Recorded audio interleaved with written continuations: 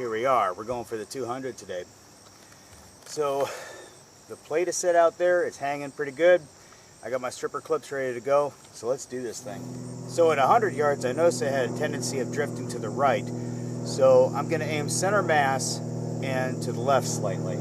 So let's see how she does.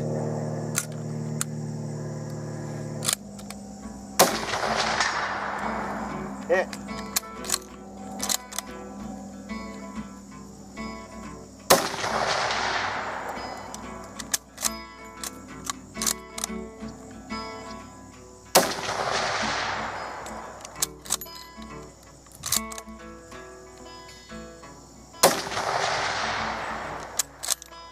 Now a little bit further rangers, it's kind of hard to see with that big front sight.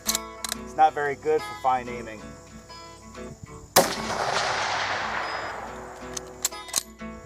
I'm having some trouble telling if I'm actually making some hits.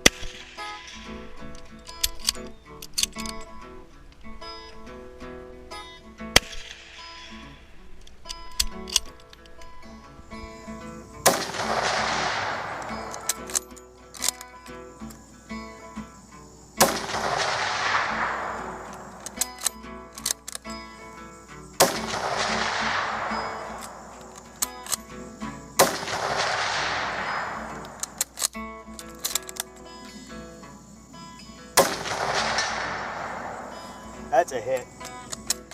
All right.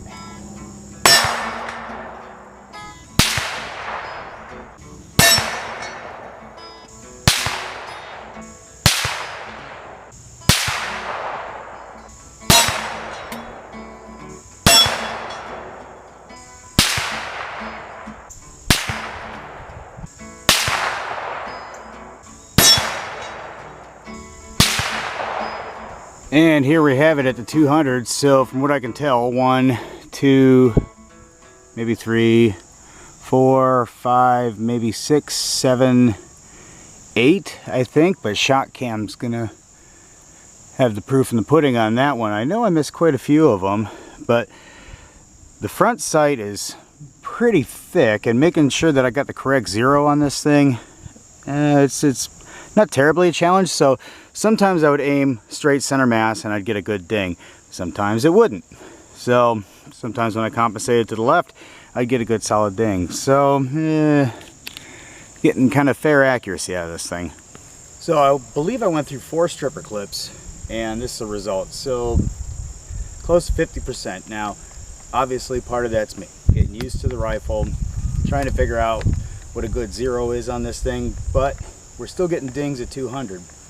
So whoop-de-doo. Okay, this is a World War I rifle with a big 8mm label. 200 is chicken scratch. Well, why did I do the ranges that we did, the 50, 100, and 200? Well, obviously it's because it's what I got to work with. But another interesting thing with this being a World War I rifle, we're dealing with trench warfare at the time. So your average range was between 50 to 200 yards. So usually no man's land was about 200 to 250 yards, something like that.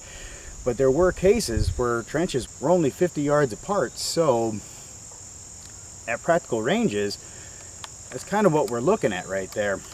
So for a cavalry carbine at this relatively short range of 200 yards, it's not that bad. You're going to hit man at a man, no problem. This is only a 3/4 size man target anyway. So if I can ding this, or at least get close to dinging it, you're going to hit maybe a mass of guys down there or whatever you're trying to hit.